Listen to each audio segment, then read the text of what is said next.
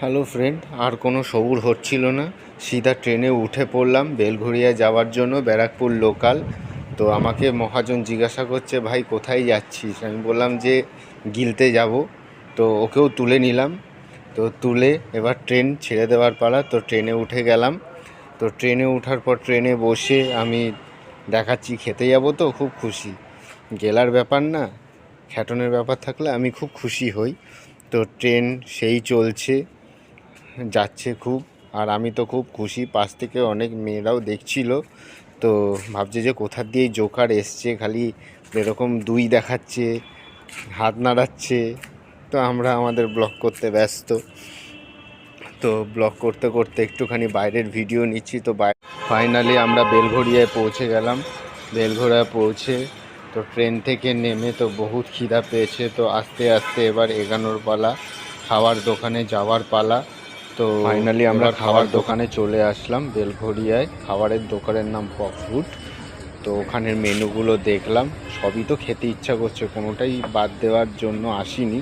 তাও একটা ভালো স্পেশাল জিনিস নিলাম দোকান থেকে। খাবারটার নাম ছিল গোল কয়েন, কেরম যেন পাউরুটির মধ্যে মাংস দিয়ে চিজ ভরা, খুব ভালো খেতে লাগলো, খুব মিষ্টি খেতে লাগলো।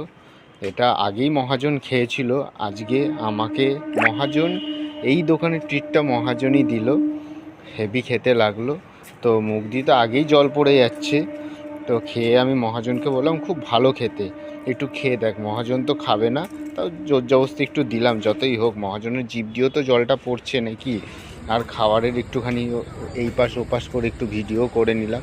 সবই দিলে সবই খাবো। তারপরে আবার একটুখানি বেলঘরিয়া স্টেশনে ঘোরাফেরা করতে করতে করতে করতে এই দিক ওই দিক দেখতে দেখতে দেখতে দেখতে সিধা আরেকটা দোকান আছে বেলঘরিয়ার মুখে। তো এই কাকির দোকানে চলে আসলাম। অলরেডি কাকির দোকানে গিয়ে দেখছি বিশাল ভিড়। তো এখানে কেউই দেখছি সাইড দিতে চাইছে না, সব কোমরে হাত দিয়ে দাঁড়িয়ে, সব বাবুর মতো, লাট সাহেবের মতো। তো ওখান থেকে আমি পাশ কাটি একটু ধাক্কাধাক্কি করে ঢুকলাম। সবাই দেখলাম আমার উপরে অসন্তুষ্ট, তাতে আমার কোনো যায় আসে না। তো গিয়ে দেখছি কাকির দোকানে কাকি ভাজছে চপ, মানে পকোড়া ভাজছে। তো আমি দেখে নিলাম কি কি আইটেম আছে। তার মধ্যে ছিল ফিশ ফিঙ্গার, ক্রিসমি চিকেন। তো আমার সবথেকে বড় ভালো লেগেছে যে দোকানের বড় একটা লেগ পিস পাওয়া যায়, যেটার দাম 120 টাকা। তো সেটা আমি পাইনি, তার থেকে একটু ছোট লেগ পিস পেয়েছি 70 টাকায়। তো ওইটা কেনার জন্য আমি অনেক ঘাম ঠাম দিয়ে দাঁড়িয়ে রয়েছি, বিশাল ঘামছি। তার থেকে ছোট লেগটা দেখেও আমার খুব লোভ লাগছিল। তো আমি ভেবেছি আমাকে এই দিয়ে দিল, এবার লেগটা এবারই খাওয়া চালু করব। আমি বললাম যে পেঁয়াজটা বেশি করে দাও। তো পেঁয়াজটা দেখলাম বেশি করে দিয়ে অন্য কাউকে দিয়ে দিল। তো আমরা রেগে গেলাম। তারপরে ফাইনালি আমাদের হাতে চলে আসলো লেগটা। তো লেগটা খেতে গিয়ে তো বিশাল গরম লেগে গেল। এত গরম লাগছিল যে একটা ফ্যান হলে পরে বেশি ভালো লাগতো। তো বাড়ির মতো তো শান্তি কোনো জায়গা তো পাবো না।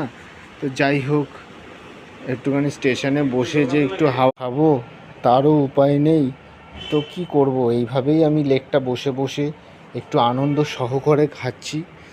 আর যখন লেকটা খাচ্ছি তো তখন আমার ধ্যান আবার ফিশ ফিঙ্গারের উপরে পড়লো। তো ফিশ ফিঙ্গারটা খেয়ে দেখলাম খুব ভালো হয়েছে, ওরে বাবা। তো ফিশ ফিঙ্গারটা পরে খাবো, আগে লেগের দিকে যখন ধ্যান, মিউনিস দিয়ে জড়িয়ে একটু এবার লেকটা খাচ্ছি। লেগটাকে তো ধরার ক্ষমতা নেই এমন দেখাচ্ছি। আর একটু শশা খেয়ে দেখলাম, দেখার পরে ধ্যানটা চলে গেল ওই কুকুরটার দিকে, সুইট কুকুর, যে বসে বসে আমার খাবার দেখছে। তো আমার ধ্যানটা আবার খাবারের দিকেই চলে গেল। তো আমি চিকেনটার লেগটা খেতে ব্যস্ত।